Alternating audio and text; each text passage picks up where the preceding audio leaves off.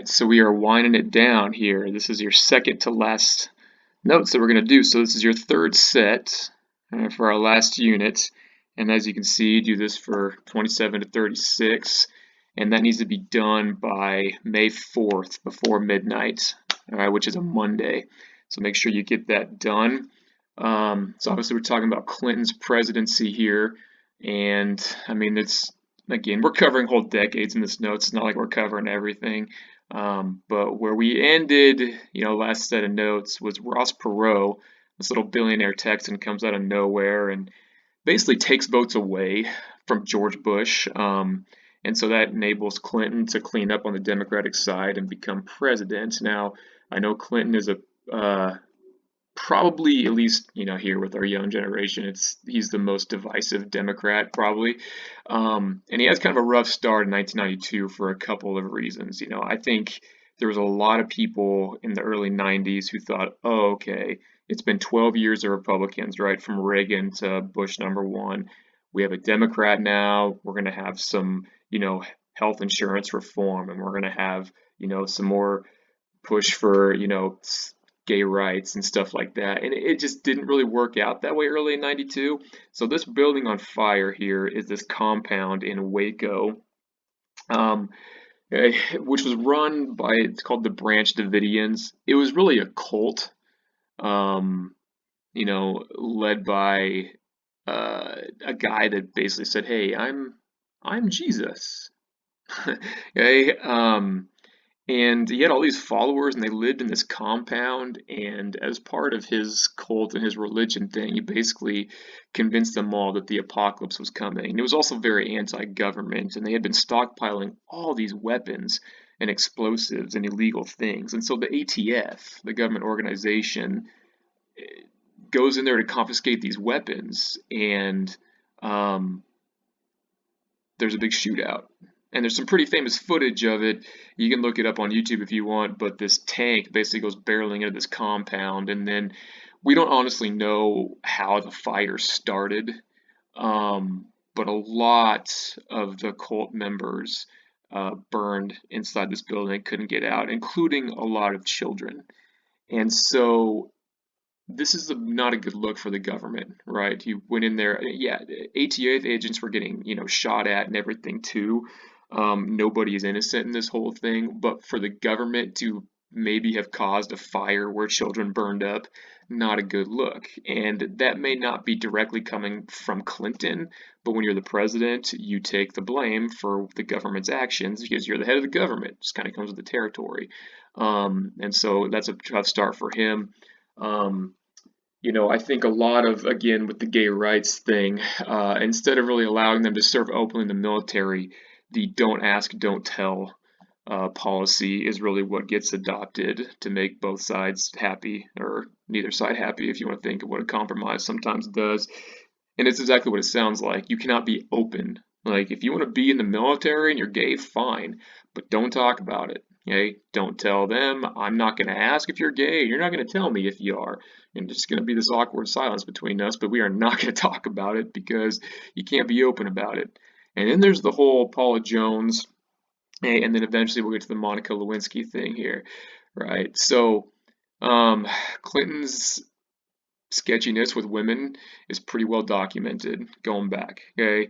And the bigger picture here, right, is the whole thing about how the impeachment thing happens for the Lewinsky scandal, which we'll get to here in a second. One thing I do also want to point out there is throughout the 90s, right, now Desert Storm, right, the first Iraq war we covered last unit was in 1990. We don't really send in troops on the ground to a whole lot more places, at least not in big numbers, but there are conflicts around the world. Again, as the Cold War ends, as the Soviets allow, ethnic groups to regain control, as borders are trying to be drawn and set, there's conflict and there's wars, and sometimes there's genocide, okay, like in Rwanda, this whole Somalia thing. If you've ever seen the movie Black Hawk Down, that's about, the helicopter crash in Somalia. AIDS is spreading still across the world because of, sexual practices that don't have any protection or anything.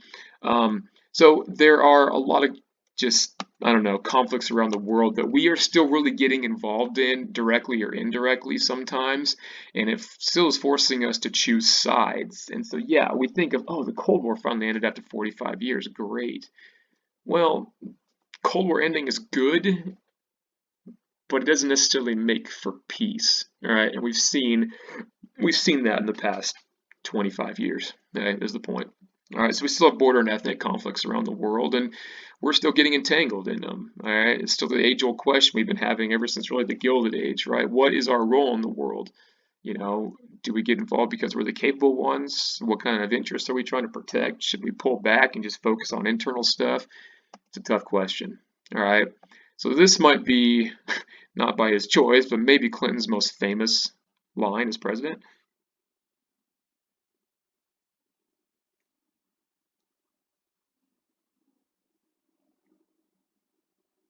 But I want to say one thing to the American people. I want you to listen to me. I'm going to say this again.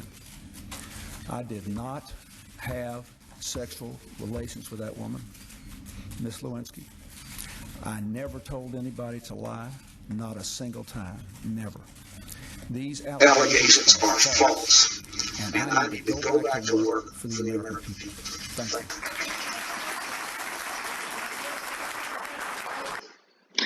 Pretty clear stance there, right? The whole I did not have sexual relations with that woman.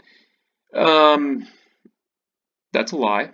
Okay. But this is in front of cameras, right? This is a press briefing. People lie in front of cameras all the time. Not a big deal. Okay.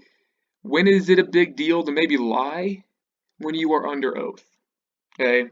And so this whole thing starts in a strange and shady way, possibly, right? So Monica Lewinsky, right? She's an intern working at the White House. She's 22 when this whole thing goes down.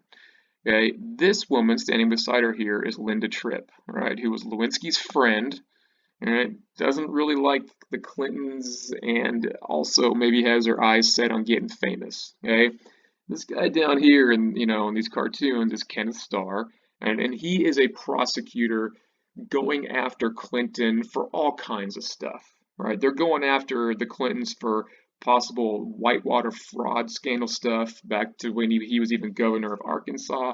They're trying to find dirt on him about the Paula Jones sexual harassment stuff.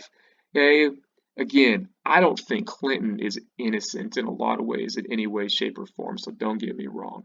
Okay, but how they find out about Lewinsky is in a roundabout way. And Kenneth Starr is not going after him for Lewinsky at all. It is not on his radar until Linda Tripp comes into the picture, okay, and does a couple of things, right? These two are friends and they are having phone conversations. And basically, Monica Lewinsky, as friends do with each other, says, hey, I've been doing things with the president. And Linda Tripp's ears perk up and she's like, what? Tell me more. Okay. And so they start having all these conversations. And Linda Tripp goes behind Lewinsky's back and goes to Kenneth Starr and other prosecutors involved in it and says, hey, I think this is going on. I bet you want to know about this, right? Okay. And she even convinces Lewinsky. First of all, she starts taping conversations between these two on the phone behind her friend's back. So there was kind of some backstabbing there. The other thing she does is she convinces Lewinsky to like save a dress, to put it nicely, that has some DNA on it. And so they had actually like physical evidence of this affair.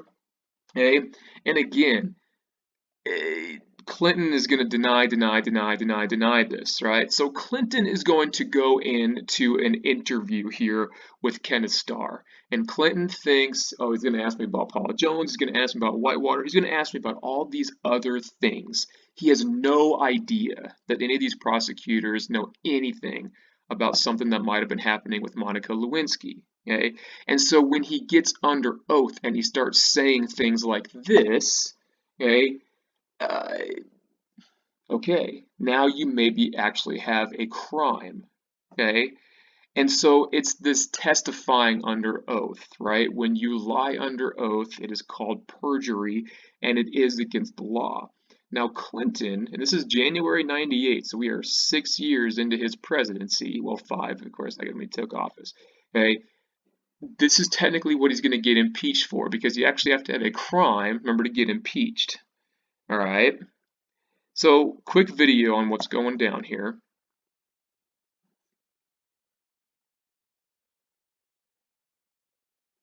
There was something icky about pursuing this. There was no dignity here from anybody. Prosecutors emphasize the real issue here is not sex, but the president allegedly subverting the legal system by getting others to lie and obstructing justice. The evidence suggests that the president repeatedly tried to thwart the legal process in the Jones matter. The Constitution says that a president can be impeached for high crimes and misdemeanors, but the Constitution does not define what those terms mean.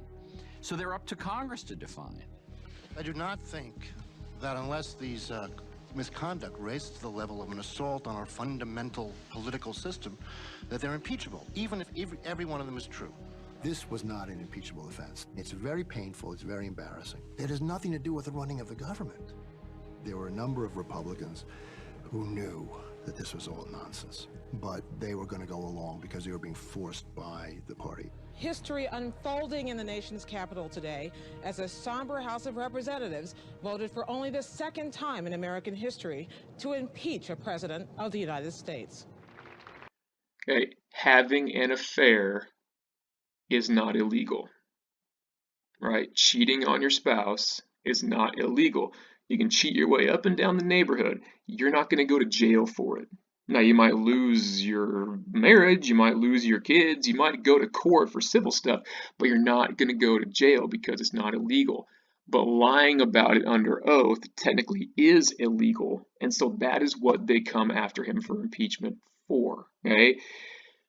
A few months, I guess, 8 months afterwards, the actual report, the Starr report, right, from Kenneth Starr comes out and Congress reads it, okay? And of course, Republicans hate Clinton. They think all this stuff is sketchy, and it is. But again, the question here is, does the crime warrant getting actually kicked out of office, or does it warrant impeachment? Can you turn a sexual relationship into a roundabout way into a crime and make that serious enough to kick out a president? Okay, so again, like that video said, it's up to Congress to decide what a president is or is not worth, or what is worth kicking them out, a high crime or a misdemeanor. Is perjury a high crime? I don't know. Okay, Constitution doesn't say.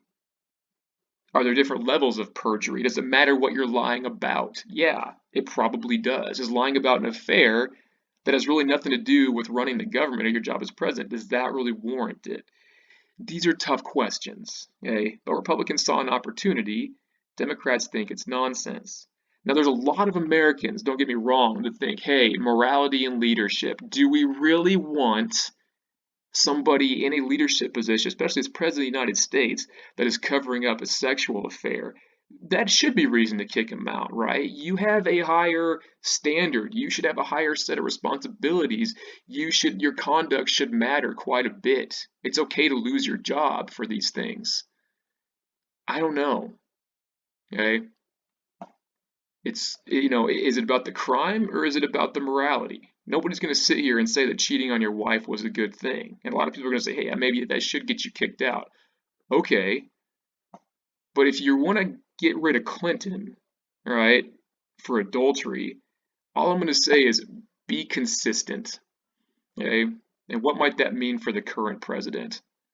Right. So if you want to say, hey, let's kick somebody out because they're not a moral person, fine. But be consistent. Don't let whether they're a Democrat or a Republican determine your outrage. All right. So House votes, they do impeach on October 8th. Remember, impeachment does not mean to get kicked out. It just means bring charges against. Okay. And he does get impeached, but in the end, the Senate, and it's really not very close. The Senate, then you have to get a 2/3 vote in the Senate to kick him out. He does not get kicked out of office. So we still, to this day, have never had a president get impeached and kicked out of office, right? Andrew Johnson, Bill Clinton, and Donald Trump have all been impeached. None have been kicked out.